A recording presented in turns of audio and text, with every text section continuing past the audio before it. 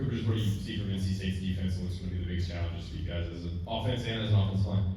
I think they do a really good job with their defensive scheme. I think that itself presents a lot of, problems as far as mentally trying to get to the right guys and everything. And then, moreover, they got good talent too. They've had a really good defense for the last few years, and I'm sure further than that, and this year's no exception. Eric, and then we'll go in the back to Casey. Cooper, week one, obviously a lot of areas to grow for all you guys, but Nico had a pretty solid debut there. What did you think about his performance? Yeah, I thought he did really well.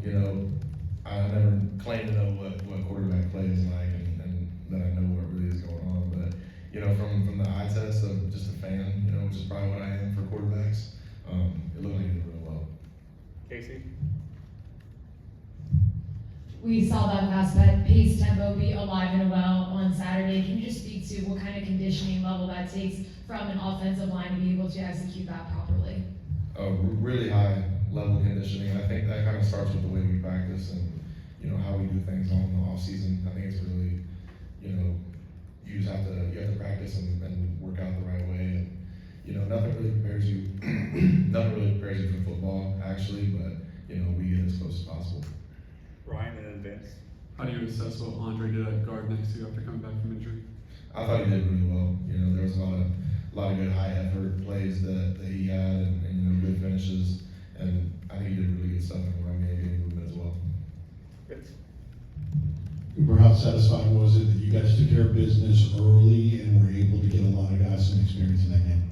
I loved it. That's always the plan when you go into a game like that, is try to just focus on what you can do best, and you always try to finish it out as early as possible, and then you get to see the guys that have worked really hard over the whole off season go out there and have fun and get to play. So it was really cool. Patrick?